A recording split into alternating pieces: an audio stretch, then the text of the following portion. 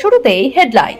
হিন্দু ভাইরা এক হয়ে যান, তবেই এই চোর সরকারকে বাংলাদেশে তাড়াতে পারবো। তৃণমূলের বিরুদ্ধে ক্ষোভে ফেটে পড়লেন সংখ্যালঘুরা। এসএসসি কাণ্ডে 26,000 চাকরি গিয়েছে, এরই মধ্যে এবার 32,000 চাকরি বাতিল। মামলা নিয়ে বড় খবর। দ্রুত করুন, সুপ্রিম কোর্ট যা বলেছে সেটা রাজ্যকে মানতে হবে, সাফ জানিয়ে দিল হাইকোর্ট।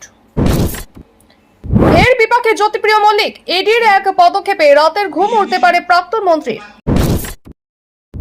যোগ্য অযোগ্যর তালিকা প্রকাশের আগেই বড় খবর, এসএসসি ভবন অভিযান, চাকরি হারা যোগ্য শিক্ষকদের। দেশের প্রাক্তন প্রধান বিচারপতি চন্দ্রচূড়ের বিরুদ্ধে বিস্ফোরক অভিযোগ, তদন্তের দাবিতে রাষ্ট্রপতিকে চিঠি। দাম বৃদ্ধির পর ফের ঝটকা, আর বাড়িতে ডেলিভারি হবে না এলপিজি সিলিন্ডার, নতুন চিন্তায় গ্রাহকরা। সনাতনী হিন্দুদের সভায় অনুমতি দেয়নি পুলিশ, সোজা হাইকোর্টে ছুটলেন শুভেন্দু অধিকারী। মুর্শিদাবাদের রাষ্ট্রপতির শাসনের আবেদন, কি বলল সুপ্রিম কোর্ট? নতুন রাজ্য সভাপতি নিয়ে ধোঁয়াশা, এরই মধ্যেই 6 জেলার সভাপতিদের নাম ঘোষণা করল বিজেপি। হার্টে ব্লকেজ, গুরুতর অসুস্থ রাজ্যপাল সিভি আনন্দ বোস, হাসপাতালে ছুটলেন মুখ্যমন্ত্রী। প্রার্থী দিতেই পারল না বাম বিজেপি, 69টি আসনে বিনা প্রতিদ্বন্দ্বিতায় জয়ী তৃণমূল কংগ্রেস। সিপিএমকে চা খাওয়ার পয়সাও দেয় তৃণমূল, ব্রিগেড সমাবেশের পরেই বিস্ফোরক দিলীপ ঘোষ। গীতা পাঠ থেকে চিন্ময় কৃষ্ণের জন্য প্রার্থনা, জগন্নাথ মন্দির উদ্বোধনের দিনই সনাতনী সম্মেলনের ঘোষণা শুভেন্দুর। দুবের বিরুদ্ধে আদালত অবমাননার মামলার আবেদন, কি জানালো সুপ্রিম কোর্ট? অস্ত্র তুলে নেওয়ার নিদান, ওয়াকফ বিল বিরোধী হিন্দুদের চীনে নেওয়ার ডাক লকেট অর্জুনের। ডোমজুড়ে রাসায়নিক কারখানায় ভয়াবহ আগুন, নিকশ কালো ধোঁয়ায় ঢাকলো এলাকা, ঘটনাস্থলে দমকলের 15টি ইঞ্জিন। কড়া নিরাপত্তায় মোড়ে ফেলা হলো এসএসসি ভবন, চাকরিচ্যুতদের মিছিল ঘিরে সতর্ক পুলিশ। প্রিয় দর্শক, এবারে আসছি বিস্তারিত খবরে। নিয়োগ দুর্নীতি নিয়ে ধুমধুমার রাজ্য। সম্প্রতি নিয়োগে কেলেঙ্কারির জেরে সুপ্রিম কোর্টের নির্দেশে এক ধাক্কায় চাকরি হারিয়েছেন 25,752 জন। এসএসসি 2016 সালের গোটা প্যানেল বাতিল করে দিয়েছে সুপ্রিম কোর্ট। এরই মধ্যে শিরোনামে প্রাথমিক দুর্নীতি। এর আগে 7 এপ্রিল মামলাটির শুনানি হওয়ার কথা ছিল কলকাতা হাইকোর্টে, কিন্তু সেই দিনই ব্যক্তিগত কারণ দেখিয়ে মামলা থেকে অব্যাহতি নেন বিচারপতি সোমেন সেন। এরপরই হাইকোর্টের প্রধান বিচারপতি টি.এস. শিবজ্ঞানম মামলাটি নতুন বেঞ্চে পাঠায়। এবার প্রাথমিক দুর্নীতি মামলার শুনানির নতুন তারিখ নির্ধারণ করা হলো। আপাতত দাগি নন এমন শিক্ষক শিক্ষিকারা স্কুলে যাওয়ার অনুমতি পেয়েছেন সুপ্রিম কোর্টের তরফে। এরই মধ্যে আজ বিকেলেই যোগ্য চাকরিহারাদের তালিকা প্রকাশ করতে পারে স্কুল সার্ভিস কমিশন। এদিকে রাজ্যের উপর চাপ বাড়িয়ে আজ যোগ্য শিক্ষক শিক্ষিকা অধিকার মঞ্চের আজ রাজপথে নামার কথা। চিহ্নিত অযোগ্যদের বেতন ফেরাতে কি পদক্ষেপ করেছে রাজ্য? সম্প্রতি এই নিয়ে হাইকোর্টে রাজ্যের বিরুদ্ধে দায়ের হয় আদালত অবমাননার মামলা। অভিযোগ ছিল 2 সপ্তাহ কেটে গেলেও অযোগ্যদের বেতন ফেরানোর বিষয়ে এখনো রাজ্য সরকার কোনো পদক্ষেপ করেনি। পাশাপাশি সুপ্রিম নির্দেশ মতো চাকরিহারাদের উত্তরপত্র বা ওএমআর শিটও এখনো প্রকাশ করা হয়নি। এই অভিযোগে এই আদালত অবমাননার মামলা দায়ের হয় হাইকোর্টে। এদিন সেই মামলার শুনানিতে রাজ্যকে দ্রুত পদক্ষেপ করতে বলল কলকাতা হাইকোর্ট। আদালতের নির্দেশ মোতাবেক এখনো কেন বেতন ফেরতের প্রক্রিয়া শুরু হয়নি সেই প্রশ্ন তোলে হাইকোর্ট। সোমবার বিচারপতি দেবাংশু বসাকের ডিভিশন বেঞ্চ এই মামলা ওঠে। বিচারপতি এদিন রাজ্যের আইনজীবীর কাছে একগুচ্ছ প্রশ্ন রাখেন। বিচারপতি বলেন, নির্দিষ্টভাবে চিহ্নিত হওয়া অযোগ্য বা অবৈধদের বেতন ফেরাতে রাজ্য সরকার কি পদক্ষেপ নিয়েছে? অভিযোগ রয়েছে অযোগ্য চাকরিহারাদের মধ্যে 2 জন এখনো বেতন পাচ্ছেন। কেন এই ঘটনা ঘটছে প্রশ্ন তোলেন বিচারপতি। পাশাপাশি স্কুল সার্ভিস কমিশনের ওয়েবসাইটে ওএমআর শিটও আপলোড করার নির্দেশ অনুযায়ী পদক্ষেপ নেওয়া হয়েছে। কমিশনের কাছে প্রশ্ন বিচারপতির। হাইকোর্টের সাফ নির্দেশ, সুপ্রিম কোর্ট যা বলেছে সেটা রাজ্যকে মানতে হবে। দ্রুত বেতন ফেরতের প্রক্রিয়া নিয়ে পদক্ষেপ করার নির্দেশ বিচারপতির। প্রসঙ্গত, চলতি মাসেই এসএসসি 2016 সালের গোটা প্যানেল বাতিল করে অযোগ্য বা দাগী শিক্ষক শিক্ষাকর্মীদের বেতন ফেরত দেওয়ার নির্দেশ দিয়েছিল সুপ্রিম কোর্ট, কিন্তু এখনো পর্যন্ত সেই নির্দেশ কার্যকর হয়নি। রান্নার গ্যাসের দাম বেড়েছে এপ্রিল মাসেই, সিলিন্ডার পিছু দাম বেড়েছে প্রায় 50 টাকা। এলপিজি সিলিন্ডারের দাম বাড়ায় একদিকে সমস্যায় পড়েছেন গ্রাহকরা, এবার আগামী দিন থেকে নতুন সমস্যার সামনে পড়তে হচ্ছে তাদের। কারণ এলপিজি ডিস্ট্রিবিউটর ইউনিয়নের পক্ষ থেকে ধর্মঘটের হুঁশিয়ারি দেওয়া হয়েছে। সমস্যার সমাধান না হলে আর ডিস্ট্রিবিউটররা বাড়ি বাড়ি গিয়ে গ্যাস সিলিন্ডার দিয়ে আসবেন না, তাতে রীতিমতো সমস্যায় পড়তে হবে গ্রাহককে। এলপিজি ডিস্ট্রিবিউটর ইউনিয়নের তরফে কমিশন বাড়ানোর দাবি করা হয়েছে। কমিশন না বাড়ালে তারা ধর্মঘটের পথে যাবে বলেও হুঁশিয়ারি দিয়েছে। 3 সময়সীমাও বেঁধে দিয়েছে। বলা হয়েছে কমিশন বৃদ্ধি সহ একাধিক দাবি রয়েছে তাদের, সেগুলি মানা না হলে তারা অবিলম্বে ধর্মঘটের পথে যাবে। অ্যাসোসিয়েশনের সভাপতি বি.এস. শর্মা বলেছেন, শনিবার ভোপাল অ্যাসোসিয়েশনের জাতীয় সম্মেলনে এই সিদ্ধান্ত নেওয়া হয়েছে। ডিস্ট্রিবিউটররা যদি ধর্মঘটে যায় তাহলে বাড়ি বাড়ি সিলিন্ডার পৌঁছে দেওয়া হবে না। অ্যাসোসিয়েশনের সভাপতি বি.এস. শর্মা আরও জানিয়েছেন, বিভিন্ন রাজ্য থেকে একাধিক প্রস্তাব পেয়েছেন তারা, সেই প্রস্তাব অনুমোদনও করা হয়েছে। এই নিয়ে পেট্রোলিয়াম ও প্রাকৃতিক গ্যাস মন্ত্রকে একটি চিঠি লেখা হয়েছে। এলপিজি সরবরাহকারীদের বর্তমানে কমিশন খুবই কম। মূল্যবৃদ্ধির যুগে তাদের আয় আর ব্যয়ের কোনো সঙ্গতি নেই, তাই কমিশন বৃদ্ধির প্রস্তাব দেওয়া হয়েছে। ইউনিয়নের পক্ষ থেকে সরকার যে চিঠি লিখেছে তাতে বলা হয়েছে এলপিজি সিলিন্ডার পিছু কমপক্ষে 150 টাকা কমিশন দিতে হবে। চিঠিতে বলা হয়েছে এলপিজি সরবরাহ চাহিদার উপর ভিত্তি করা হবে, কিন্তু তেল কোম্পানিগুলি আইন বিরোধী কাজ করছে, এটা বন্ধ করতে হবে। যদি 3 মাসের মধ্যে কমিশন বৃদ্ধি করা না হয়, বাকি সমস্যাগুলি সমাধান করা না হয়, তাহলে ডিস্ট্রিবিউটররা লাগাতার ধর্মঘটের পথেই হাঁটবে। অক্ষয় তৃতীয়ার দিন দীঘায় জগন্নাথ মন্দিরের উদ্বোধন হবে, সেই নিয়ে তোড়জোড় তুঙ্গে। রাজ্যের মুখ্যমন্ত্রী মমতা বন্দ্যোপাধ্যায় নিজে সেখানে থাকবেন, সেই সঙ্গেই আরো মানুষ ভিড় করবেন সৈকত শহরে। সেদিনই আবার কাঁথিতে সনাতনী হিন্দুদের নিয়ে সভা করতে চান রাজ্যের বিরোধী দলনেতা তথা নন্দীগ্রামের বিজেপি বিধায়ক শুভেন্দু অধিকারী। এই নিয়ে পুলিশের দ্বারস্থ হলেও অনুমতি মেলেনি, তাই এবার সোজা কলকাতা হাইকোর্টের দ্বারস্থ হলেন তিনি। ইতিমধ্যেই মিলেছে মামলা দায়েরের অনুমতি। সাম্প্রতিক অতীতে বিজেপির একাধিক কর্মসূচিতে পুলিশি অনুমতি না মেলার অভিযোগ উঠেছে। অধিকাংশ ক্ষেত্রেই জল গড়িয়েছে হাইকোর্ট অবধি। অনেক মামলায় শর্ত সাপেক্ষে অনুমতিও দিয়েছেন বিচারপতি। এবার কাঁথিতে সনাতনী হিন্দুদের নিয়ে সভা করতে চেয়ে উচ্চ আদালতের দ্বারস্থ হলেন রাজ্যের বিরোধী দলনেতা। মামলা দায়ের করার অনুমতি দিয়েছেন বিচারপতি তীর্থঙ্কর ঘোষ। জানা যাচ্ছে, জগন্নাথ মন্দির উদ্বোধনের আগে কড়া নিরাপত্তায় মুড়ে ফেলা হয়েছে দীঘাকে। সেদিনই কাঁথিতে সনাতনী হিন্দুদের নিয়ে সভা করতে চান শুভেন্দু। বিজেপি বিধায়কের দাবি, এই কর্মসূচির জন্য পুলিশি অনুমতি মিলছে না। পাল্টা পুলিশের দাবি, 30 এপ্রিল জগন্নাথ মন্দিরের উদ্বোধন রয়েছে, তার উপর একই দিনে যদি সনাতনী হিন্দুদের মিছিল হয় তাহলে সুরক্ষা দেওয়া এক প্রকার অসম্ভব হয়ে যাবে। এই কারণেই অক্ষয় তৃতীয়ার দিন কাঁথির ওই মিছিলের অনুমতি প্রদান করা সম্ভব হয়। এরপরে হাইকোর্টের দ্বারস্থ হন শুভেন্দু। তার দাবি, ওই কর্মসূচির জন্য পুলিশি অনুমোদন মিলছে না, তাকে মামলা দায়ের করার অনুমতি দিয়েছেন বিচারপতি তীর্থঙ্কর ঘোষ। এদিনে এই মামলার শুনানি হওয়ার সম্ভাবনা রয়েছে। উচ্চ আদালতের তরফ থেকে কি নির্দেশ দেওয়া হয় সেদিকেই নজর থাকবে সকলের। মুর্শিদাবাদ ইস্যু নিয়ে সরগরম রাজ্য। হিংসার জেরে নবাবের শহর কার্যত বিপর্যস্ত। বিগত কয়েকদিনে নতুন করে কোনো অশান্তির খবর সামনে আসেনি। আস্তে আস্তে সেখানকার পরিস্থিতির উন্নতি হচ্ছে বলে খবর। এই আবহে মুর্শিদাবাদের রাষ্ট্রপতির শাসনের আর্জিতে বড় মন্তব্য করল সুপ্রিম কোর্ট। এদেশের পরবর্তী প্রধান বিচারপতি বি.আর. গাভাইয়ের বেঞ্চ এই মন্তব্য করেছে। দেখতে দেখতে প্রায় 1.5 সপ্তাহ হয়ে গেল শিরোনামে রয়েছে মুর্শিদাবাদ। হিংসার ঘটনায় প্রাণ হারিয়েছেন একাধিক, প্রাণ বাঁচাতে ঘরবাড়ি ছেড়ে পালিয়েছেন বহু মানুষ। পরিস্থিতি সামাল দিতে আগেই সেখানে কেন্দ্রীয় বাহিনী মোতায়েনের নির্দেশ দিয়েছিল কলকাতা হাইকোর্ট। এবার রাষ্ট্রপতি শাসনের আবেদনে বড় মন্তব্য করল শীর্ষ আদালত। জানা যাচ্ছে, ওয়াকফ বিল বিরোধী প্রতিবাদ ঘিরে মুর্শিদাবাদে হিংসার জেরে সেখানে রাষ্ট্রপতির শাসন চেয়েছিলেন আইনজীবী বিষ্ণু শঙ্কর জৈন। তার প্রেক্ষিতে বিচারপতি গাভাইয়ের বেঞ্চ বলেন, আপনারা চাইছেন রাষ্ট্রপতিকে যেন এই নিয়ে আমরা নির্দেশ দিই, তবে এটা করলে তো অভিযোগ উঠবে আইন প্রণয়ন সংক্রান্ত বিষয়ে বিচার ব্যবস্থা হস্তক্ষেপ করছে। চলতি মাসেই আইনসভায় পাশ হওয়া বিল নিয়ে নজিরবিহীন মন্তব্য করে এদেশের শীর্ষ আদালত। সুপ্রিম কোর্টের পর্যবেক্ষণ, যে সকল বিল আইনসভা থেকে পাশ হয়ে আসছে সেগুলি রাষ্ট্রপতি অনন্তকাল ধরে আটকে রাখতে পারেন না। তাকে 3 মাসের মধ্যেই এই বিল নিয়ে মতামত জানাতে হবে। রাজ্যপালদের ক্ষেত্রেও একই নির্দেশ দেওয়া হয়। এরপরেই এই নিয়ে সরব হন উপরাষ্ট্রপতি সহ বিজেপির একাধিক নেতা। উপরাষ্ট্রপতি দাবি করেন, সংবিধানের 142 ধারাকে পরমাণু মিসাইলের মতো ব্যবহার করা হচ্ছে। বিচার ব্যবস্থা সম্বন্ধে এহেন মন্তব্য করেন তিনি। সাংসদ নিশিকান্ত দুবে আবার ওয়াকফ আইন প্রসঙ্গে বলেন, আইন তৈরি করা যদি সুপ্রিম কোর্টের কাজ হয় তাহলে সংসদ বন্ধ করে দিন। এহেন পরিস্থিতিতে এবার মুর্শিদাবাদে রাষ্ট্রপতি শাসনের আবেদনের প্রেক্ষিতে তাৎপর্যপূর্ণ মন্তব্য করল সুপ্রিম কোর্টের বিচারপতি গাভাইয়ের বেঞ্চ। রাষ্ট্রপতিকে এই বিষয়ে নির্দেশ দেওয়া হলে আইন প্রণয়ন সম্বন্ধিত বিষয়ে বিচার ব্যবস্থার হস্তক্ষেপের অভিযোগ উঠবে বলে দাবি করেন তিনি। আগামী বছর রাজ্যে বিধানসভা ভোট, বাংলার মসনদ দখলের লড়াইয়ে নেমে পড়বে সকল রাজনৈতিক দল। ইতিমধ্যেই রাজ্য রাজনীতিতে সেই আঁচ টের পাওয়া যাচ্ছে। এমতাবস্থায় বাংলার নানান জেলায় সাংগঠনিক জেলা সভাপতি পরিবর্তন করতে শুরু করেছে বিজেপি। ইতিমধ্যেই 33টি সাংগঠনিক জেলা সভাপতির নাম ঘোষণা করেছে পদ্ম শিবির। এদিন আরো 6টি জেলার সভাপতিদের নাম ঘোষণা করা হলো। এর আগে দু দফায় রাজ্যের 33টি সাংগঠনিক জেলা সভাপতির নাম ঘোষণা করেছিল বিজেপি। রবিবার রানাঘাট, যাদবপুর, ঝাড়গ্রাম, মথুরাপুর, উত্তর দিনাজপুর ও কাটোয়ার সাংগঠনিক জেলা সভাপতিদের নাম ঘোষণা করা হয়েছে। এর মধ্যে রানাঘাটে অপর্ণা নন্দীর কাঁধেই দায়িত্ব দেওয়া হয়েছে। যাদবপুর, ঝাড়গ্রামে পুরনো মুখের উপর আস্থা রেখেছে পদ্ম শিবির। বাকি 3 জেলায় আনা হয়েছে নতুন মুখ। এদিকে নয়া জেলা সভাপতির নাম ঘোষণার প্রাক্কালে এদিন রানাঘাটে গেরুয়া শিবিরের পার্টি অফিস সংলগ্ন কিছু এলাকায় পোস্টার পড়ে। সেখানে বেশ কিছু দাবি দেওয়া লেখা ছিল। অপর্ণা নন্দীকে জেলা সভাপতি মানছি না, মানবো না, মহিলা সভাপতি না দিয়ে যুবদের হাতে দায়িত্ব দিতে হবে, এমন বেশ কিছু দাবি লেখা ছিল সেখানে। কয়েক জায়গায় আবার কুরুচিকর ভাষায় মন্তব্য করার অভিযোগ ওঠে। বিক্ষুব্ধদের এহেন দাবি সত্ত্বেও রানাঘাটের জেলা সভাপতি করা হয়েছে সেই অপর্ণাকেই।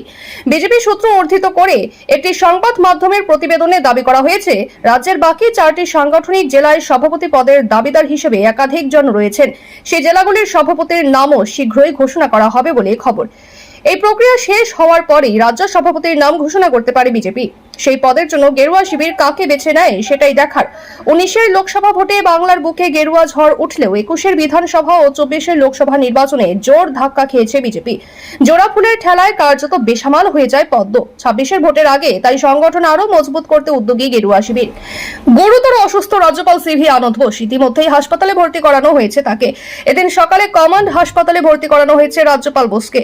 সূত্রের খবর, হার্টে ব্লকেজ রয়েছে বোসের। ইতিমধ্যেই তাকে মুখ্যমন্ত্রী মমতা বন্দ্যোপাধ্যায় হাসপাতালে গিয়েছেন। এদিন বোসকে দেখে সংবাদ মাধ্যমের মুখোমুখি হয়ে মুখ্যমন্ত্রী বলেন, রাজ্যপালের চিকিৎসার জন্য মুখ্য সচিবকে প্রয়োজনীয় সমস্ত নির্দেশ দেওয়া হয়েছে। শেষ পাওয়া খবর অনুযায়ী রাজ্যপালের কিছুটা গুরুতর হওয়ার কারণে তাকে কমান্ড হাসপাতাল থেকে অ্যাপোলোতে নিয়ে যাওয়া হচ্ছে। প্রসঙ্গত, সংশোধিত ওয়াকফ আইনকে ঘিরে অশান্তির আবহে সম্প্রতি মুর্শিদাবাদের উপদ্রুত এলাকা গিয়েছিলেন রাজ্যপাল। অশান্তি পরবর্তী পরিস্থিতি খতিয়ে দেখতে গিয়েছিলেন তিনি। মুখ্যমন্ত্রী মমতা বন্দ্যোপাধ্যায়ের বারণ অমান্য করে মুর্শিদাবাদে যান রাজ্যপাল।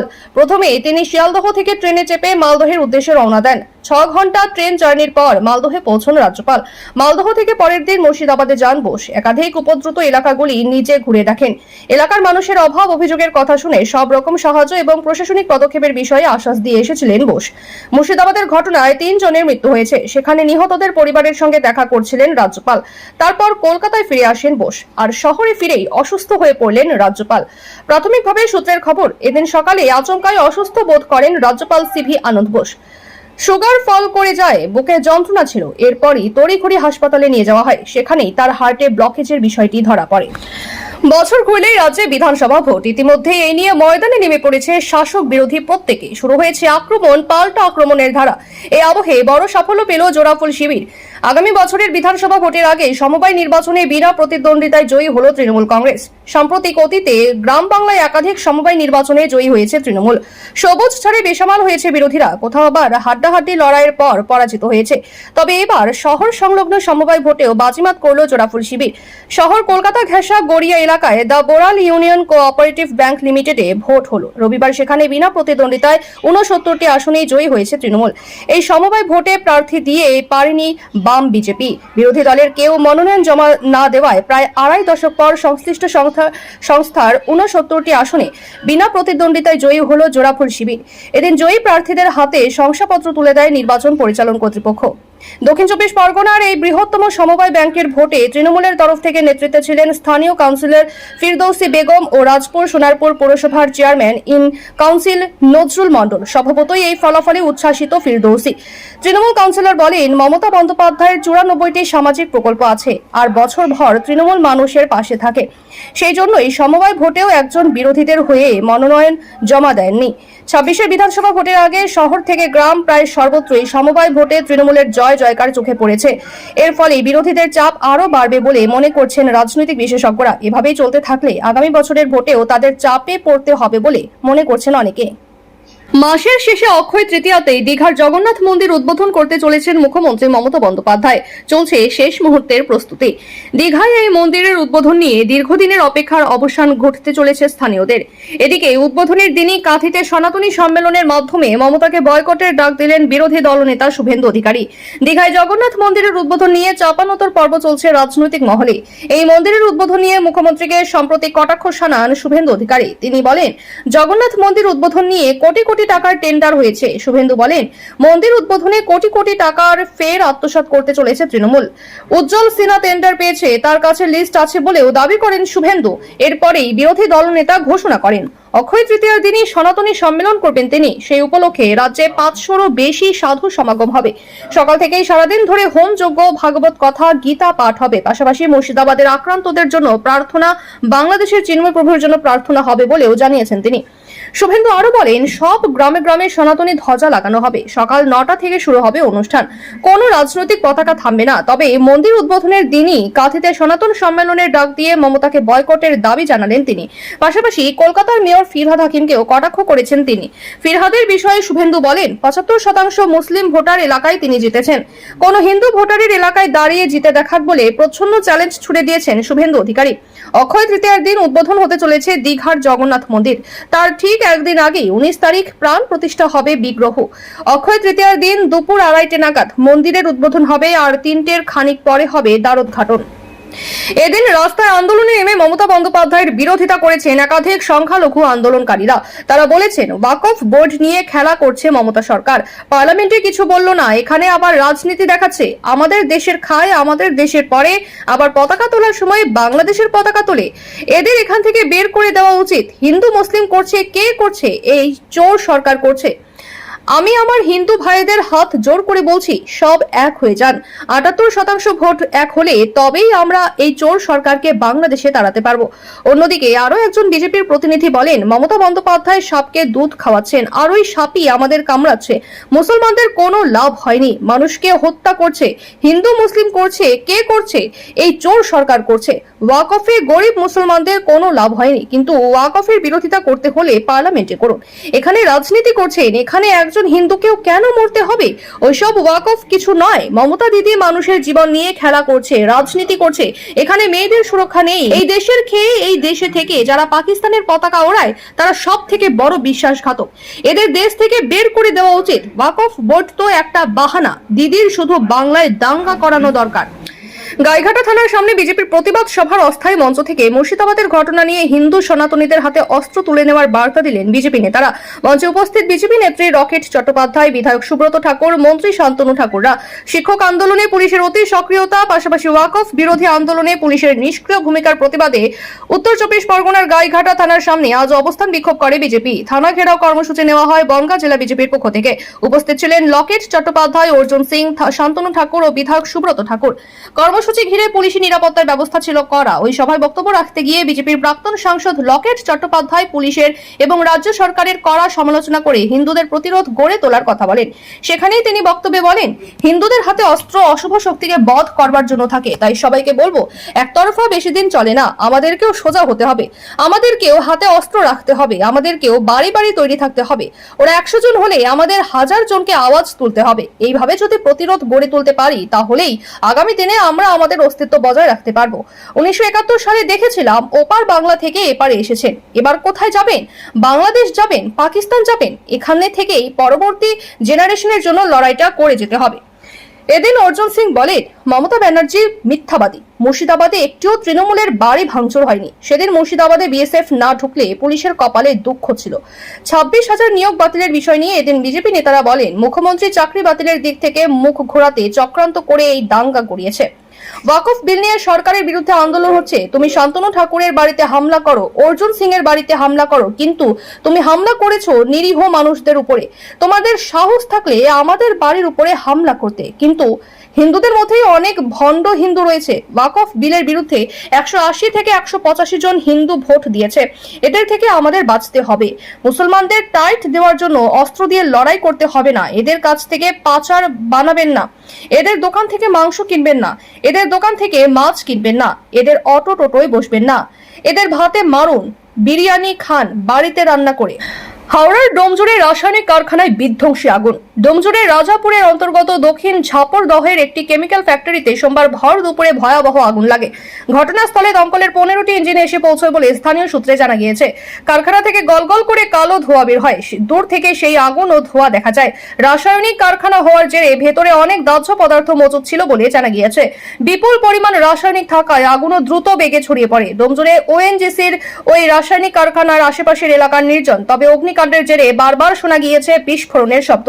তবে ভেতরে কোনো শ্রমিক আটকে পড়েছেন কিনা তা নিয়ে এই প্রতিবেদন লেখা পর্যন্ত বিশদে জানা যায়নি। গোটা কারখানায় গ্রাস করে আগুন। প্রায় 1 ঘন্টা হয়ে গেলেও আগুনের লেলিহান শিখা আরো বাড়তে থাকে।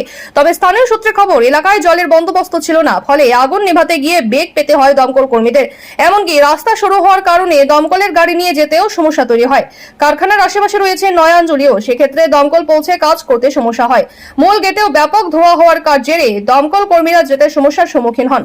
সূত্রের আরো খবর, ওই কারখানা বেআইনিভাবে জলাশয় বুঝিয়ে নির্মাণ করা হয়ে থাকতে পারে। কারখানার কোনো অগ্নি নির্বাপক ব্যবস্থাও ছিল না বলে অভিযোগ। হাওড়া থেকে আমতাগামী রোড থেকে প্রায় 1 কিলোমিটার ভেতরে নয়াঞ্জলি ও শুকনো হোগলার বন দিয়ে ঘেরা ওই কারখানা। রাসায়নিক কারখানায় মুড়ি মুরগির মতো ফাটতে থাকে তেলের সিলিন্ডার। চারপাশের হোগলা বনে আগুন ছড়িয়ে পড়লে বড়সড় ক্ষতির আশঙ্কা রয়েছে। যদিও সব রকম ভাবে চারিদিক থেকে আগুন নিয়ন্ত্রণের চেষ্টা করছে দমকল। প্রায় 5000 বর্গফুট এলাকা জুড়ে আগুন জ্বলতে থাকে। হাওড়ার সাঁকরাইল, আলমপুর, উলুবেড়িয়া থেকে দমকলের প্রচুর ইঞ্জিন যায় ঘটনাস্থলে। কলকাতা থেকেও গিয়েছে দমকলের ইঞ্জিন। তেলের সিলিন্ডার ফেটে আশেপাশে ছড়িয়ে ছিটিয়ে পড়ে। ওই কারখানার স্বল্প দূরত্বে রয়েছে অন্যান্য কারখানাও। রীতিমতো আতঙ্কে এলাকার বাসিন্দারা। বিস্তীর্ণ এলাকা জুড়ে জ্বলছে এলাকা। হাওড়া আমতা রোড থেকেও দেখা যায় আগুন। স্থানীয় বাসিন্দারা ও কারখানার কর্মীরাও আগুন নেভানোর কাজে হাত লাগান। প্রায় নিয়ন্ত্রণের বাইরে চলে যায় আগুন। তবে ওই কারখানা বেআইনি উপায়ে তৈরি হয়েছে কিনা তা নিয়ে তদন্ত করে দেখা হবে বলে পুলিশ জানিয়েছে। চলতি মাসের শুরুর দিকে সুপ্রিম কোর্টের নির্দেশে রাজ্য জুড়ে এসএসসি নিয়োগের প্রায় 26,000 চাকরি বাতিল করা হয়েছিল। সেই নিয়ে উত্তপ্ত পরিস্থিতি রাজ্যে। সেই নিয়েই আজ সোমবার চাকরি হারাদের এসএসসি ভবন অভিযান ঘিরে কড়া নিরাপত্তার চাদরে মুড়ে ফেলা হয়েছে গোটা চত্বর। এসএসসি ভবন এবং সেখানকার সমস্ত এলাকায় শক্ত নিরাপত্তা বলয় তৈরি করা হয়েছে। বহু পুলিশ কর্মী মোতায়েন করা হয়েছে। বহু সংখ্যক মহিলা পুলিশও রয়েছে র্যাব, রাজ্য পুলিশের বাহিনী এবং বিধাননগর কমিশনারেটের পুলিশ। লাঠিধারী পুলিশের সঙ্গে রয়েছে হেলমেট এবং গার্ড। এসএসসি ভবনের গেট গার্ড রেল দিয়ে ঘিরে দেওয়া হয়েছে। মজুদ রয়েছে কাঁদানে গ্যাসের সেল। যুদ্ধকালীন মেজাজে চলছে টহল। পুলিশ সূত্রে জানা গিয়েছে, এসএসসি ভবনের আগেই মিছিল থামিয়ে দিতে পারে পুলিশ। কোন রকম গন্ডগোল যাতে না হয় তার জন্য কড়া নিরাপত্তার বলয়ে মুড়ে ফেলা হয়েছে গোটা এলাকা। আন্দোলনকারীদের দাবি, যোগ্য ও অযোগ্যদের তালিকা আলাদা করতে হবে। চাকরি হারাদের দাবি, তারা আর নতুন করে পরীক্ষায় বসবেন না। 2016 সালেই তারা যোগ্যতার মান পেরিয়ে চাকরি পেয়েছিলেন। তাই শীর্ষ আদালত যে নতুন করে পরীক্ষায় বসার সংস্থান রেখেছে তা তারা মানতে নারাজ। অযোগ্যদের তালিকা আলাদা করে দেওয়া গেলেও যোগ্যদেরও তালিকা আলাদা করা যাবে বলে তাদের দাবি। করুণাময়ী থেকে দুপুরে 1:10 শুরু হয় চাকরি হারাদের এসএসসি ভবন অভিযান। মিছিলের শুরু থেকেই সক্রিয় থাকতে পারে পুলিশ। কোনো ঝামেলার আভাস পেলেই যেন থামিয়ে দেওয়া সম্ভব হয়, সেই কারণেই এত নিরাপত্তা।